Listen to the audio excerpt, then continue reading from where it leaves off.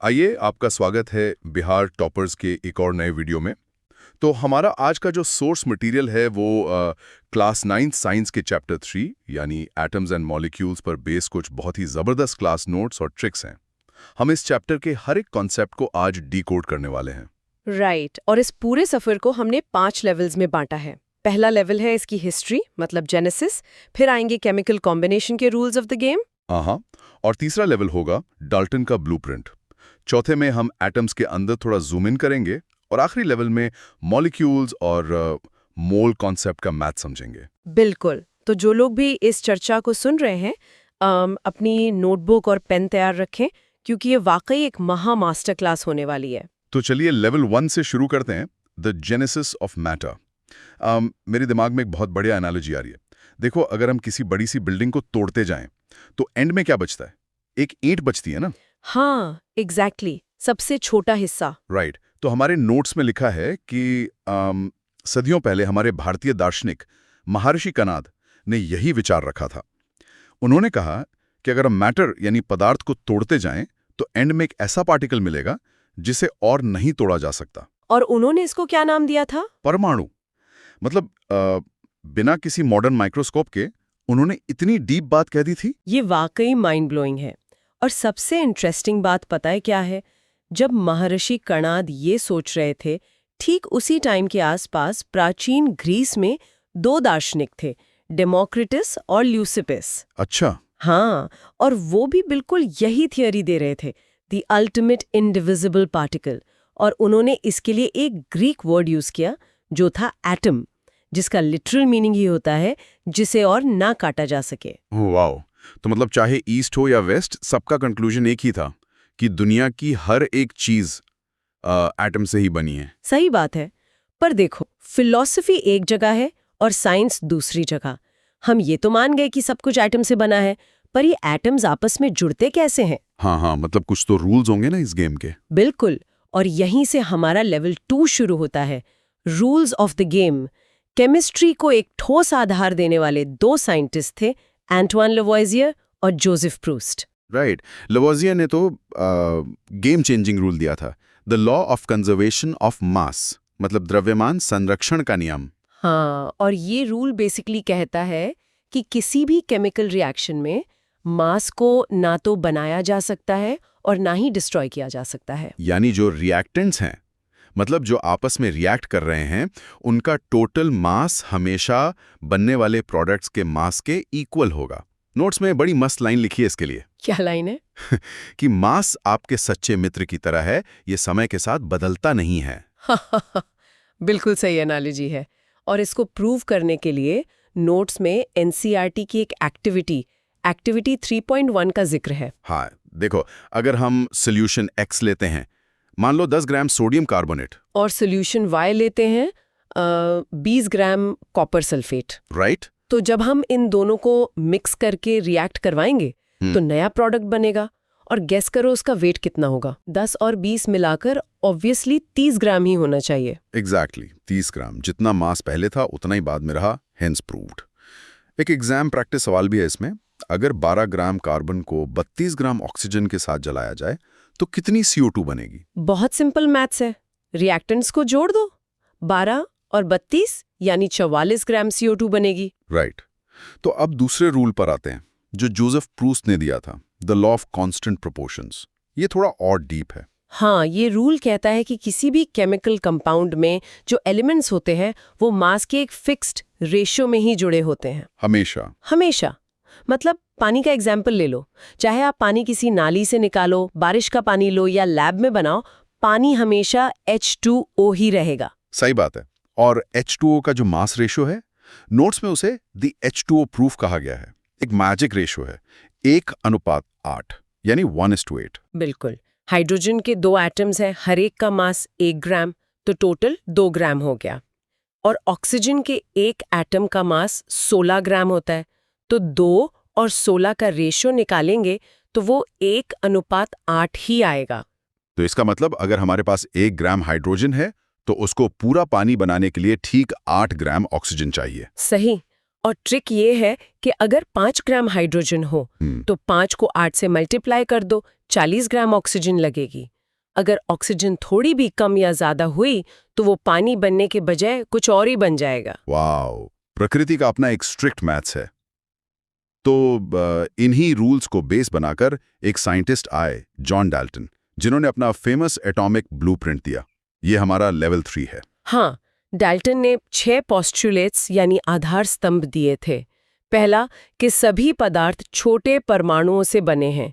दूसरा, परमाणु इनडिविजिबल हैं, न बनाए जा सकते हैं न डिस्ट्रॉय किए जा सकते हैं। राइट, और उन्होंने ये भी कहा कि एक ही एलिमेंट के सभी एटम्स का मास और उनकी प्रॉपर्टीज बिल्कुल सेम होती हैं और अलग एलिमेंट्स का मास अलग होता है। बिल्कुल। और पांचवा पॉइंट था कि एटम्स हमेशा स्मॉल होल नंबर्स में जुड़कर कंपाउंड्स बनाते हैं। और आखिरी पॉइंट, वेट, मुझे ना यहाँ पर एक बहुत बड़ा झोल लग रहा है और हमारे नोट्स में भी इसको बड़े मजेदार ढंग से मोए मोए मोमेंट लिखा गया है। अच्छा, कैसे? देखो, डाल्टन ने कॉन्फिडेंट होकर कहा था कि एटम को तोड़ा नहीं जा सकता, इनडिविजिबल। पर क्या आज के टाइम में ये सच है? मॉडर्न रियलिटी चेक, सही पकड़ा। डाल्टन की बहुत सारी बातें आज गलत साबित हो चुकी हैं। जैसे एटम को नहीं तोड़ सकते, ये गलत है। हम जानते हैं कि एटम के अंदर इलेक्ट्रॉन्स, प्रोटॉन्स और न्यूट्रॉन्स होते हैं। एग्जैक्टली। और उनका वो पॉइंट कि एक एलिमेंट के सारे एटम्स का मास सेम होता है, वो भी गलत हो गया ना आइसोटोप्स के मिलने के बाद। हाँ, कार्बन 12 और कार्बन 14 का एग्जाम्पल ही ले लो। दोनों कार्बन है पर मास अलग है। और इसका उल्टा भी कि अलग एलिमेंट्स का मास हमेशा अलग होगा, ये भी गलत निकला। राइट। आइसोबार्स केस में जैसे कैल्शियम और आर्गन दोनों अलग एलिमेंट्स हैं पर दोनों का एटॉमिक मास 40 होता है। तो कंक्लूजन क्या निकला इस लेवल का? यही कि साइंस में कुछ भी अल्टीमेट सच नहीं होता। नई डिस्कवरीज आती हैं और साइंस हमेशा खुद को अपडेट करती है। सही बात है। चलो अब अपने लेवल 4 की तरफ बढ़ते हैं। Zooming into the atom. हम कहते हैं एटम छोटा है, पर कितना छोटा है? इसके लिए नोट्स में एक गजब का विजुअल एनालॉजी है। क्या एनालॉजी है? देखो, अगर एक सेब के सामने हमारी पृथ्वी को रखा जाए तो पृथ्वी कितनी बड़ी लगेगी? एक एटम के सामने एक सेब बिल्कुल उतना ही बड़ा होता है। ओ माय गॉड, ये तो कल्पना से भी बाहर है। और अगर कागज की एक नॉर्मल शीट इतनी मोटाई चाहिए ना, तो लाखों एटम्स को एक के ऊपर एक रखना पड़ेगा, तब जाके उतनी मोटाई बनेगी। इसीलिए तो एटम का साइज इतना छोटा होता है कि उसे हम मीटर्स या सेंटीमीटर्स में नहीं नाप सकते। इसको नैनोमीटर्स में नापा जाता है। हाँ, nm। और एक नैनोमीटर होता है 10 की पावर -9 मीटर, यानी 10 टू द पावर -9। इसकी एक बड़ी अच्छी ट्रिक भी है नोट्स में। नैनो शब्द इंग्लिश के 9 जैसा साउंड करता है, तो नैनो मतलब 10 की पावर -9। ये ट्रिक तो लाइफ पर याद रहेगी अब। अच्छा, अब एटम्स को लिखने की बात आती है। दुनिया भर के साइंटिस्ट पूरा नाम तो लिखेंगे नहीं बार बार, तो IUPAC ने इनके सिंबल्स दिए। Modern day symbols. और रूल बड़ा सिंपल था। पहला लेटर हमेशा कैपिटल होगा और दूसरा हमेशा स्मॉल। जैसे एल्यूमिनियम के लिए कैपिटल A और स्मॉल l। AL दोनों बड़े नहीं लिख सकते। पर एक कंफ्यूजन होती है। ऑक्सीजन के लिए O समझ आता है, कार्बन के लिए C समझ आता है, पर सोडियम को Na क्यों लिखते हैं और आयरन को Fe? इनका लेटर तो मैच ही नहीं कर रहा। इसके पीछे लैंग्वेज का खेल है। इन एलिमेंट्स के सिंबल्स उनके इंग्लिश नाम से नहीं बल्कि लैटिन नाम से आए हैं। सोडियम का लैटिन नाम नेट्रियम होता है, इसलिए वहां से Na लिया। अच्छा। और आयरन का फेरम होता है तो Fe। हाँ, और पोटाशियम का केलियम होता है तो K, कॉपर का क्यूप्रम तो Cu। Got it. अब नोट्स में एक और मजेदार चीज है। केमिस्ट्री पढ़ने वालों के लिए पीरियोडिक टेबल याद करना सरदर्द होता है, तो यहाँ शुरू के 20 एलिमेंट्स की जबरदस्त मेमोनिक्स दी गई हैं। बताइए जरा, पहले 10 एलिमेंट्स के लिए क्या ट्रिक है? ट्रिक है hi hello BBC news on Friday night. Oh nice. देखो, हाई से हाइड्रोजन, हेलो से हीलियम, BBC के B और C से लिथियम, बेरिलियम और कार्बन। वेट, BBC में दूसरा B बोरॉन होगा ना? हाँ, लिथियम, बेरिलियम, बोरॉन, कार्बन। फिर नोज से नाइट्रोजन, ऑन से ऑक्सीजन, फ्राइडे से फ्लोरीन और नाइट से नियॉन। हो गए 10। परफेक्ट। और अगले 11 से 20 एलिमेंट्स के लिए क्या ट्रिक है, ये आप बताओ। ये तो मेरी फेवरेट है।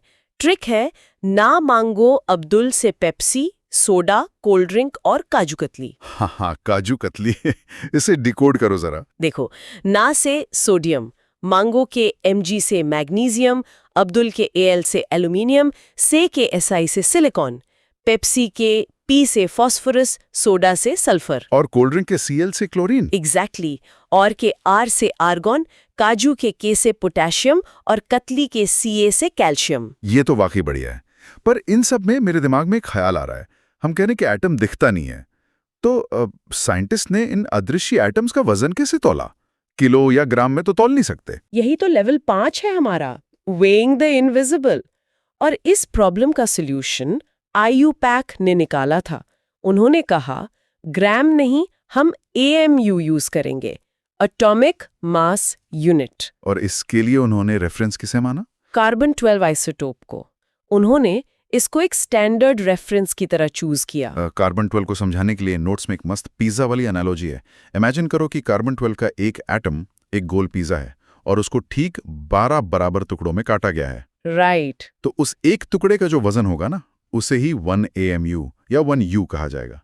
यानी 1 AMU is equal to 1/12 the mass of carbon 12 atom. और बाकी सारे एलिमेंट्स का वजन इसी एक टुकड़े के कंपैरिजन में ही नापा जाता है। इन मासेस को याद रखने के लिए नोट्स में एक मस्त मास कैलकुलेशन हैक भी है। हाँ देखो, अगर एलिमेंट का एटॉमिक नंबर इवन है यानी सम संख्या है, तो मास निकालने के लिए उसको सीधा 2 से मल्टीप्लाई कर दो। जैसे हीलियम का एटॉमिक नंबर 2 है तो मास हुआ 4U। और अगर एटॉमिक नंबर ऑड है यानी विषम संख्या, तो पहले 2 से मल्टीप्लाई करो और उसमें 1 जोड़ दो। जैसे सोडियम 11 नंबर पे आता है तो 11 दूनी 22 प्लस 1 23, तो 23U मास हो गया। सही है। पर यहाँ एक वार्निंग बॉक्स भी बड़ा सा बना हुआ है। 4 धोखेबाज हैं केमिस्ट्री में, मतलब एक्सेप्शंस। हाइड्रोजन का 1U, बेरिलियम का 9U, नाइट्रोजन का 14U और आर्गन का 40U। इन पर ये ट्रिक काम नहीं करती। सही बात है। खैर, अब जब एटम्स का वजन निकल लिया तो मॉलिक्यूल्स पे चलते हैं। एक अकेला एटम ना बहुत अनस्टेबल होता है, वो अकेले घूम नहीं सकता। तो स्टेबिलिटी पाने के लिए वो दूसरे एटम्स के साथ जुड़ जाता है और मॉलिक्यूल बनाता है। और ये मॉलिक्यूल्स 2 तरह के होते हैं ना, एलिमेंट्स के मॉलिक्यूल्स और कंपाउंड्स के मॉलिक्यूल्स। कंपाउंड्स के मॉलिक्यूल्स हो गए। यहाँ एटॉमिसिटी का टर्म भी आता है। हाँ, किसी मॉलिक्यूल में कितने एटम्स हैं वही उसकी एटॉमिसिटी होती है। 1 है तो मोनोएटॉमिक, 2 है तो डायटॉमिक जैसे O2, और 3 या उससे ज्यादा हैं तो पॉलीएटॉमिक जैसे एसिड। अब इन एटम्स को जोड़कर केमिकल फॉर्मूला कैसे बनाएं? नोट्स कहते हैं द मास्टर आर्किटेक्ट बनो। उसके लिए हमें आयंस को समझना पड़ेगा, कैटायंस और एनायंस। राइट। जो मेटल्स इलेक्ट्रॉन खो देते हैं उन पर पॉजिटिव चार्ज आता है, उन्हें कैटायंस कहते हैं, और जो नॉन मेटल्स इलेक्ट्रॉन ले लेते हैं नेगेटिव चार्ज वाले, उन्हें एनायंस कहते हैं। और इनका फॉर्मूला बनाने की ट्रिक है क्रिस क्रॉस मेथड। बहुत सिंपल 3 स्टेप्स हैं।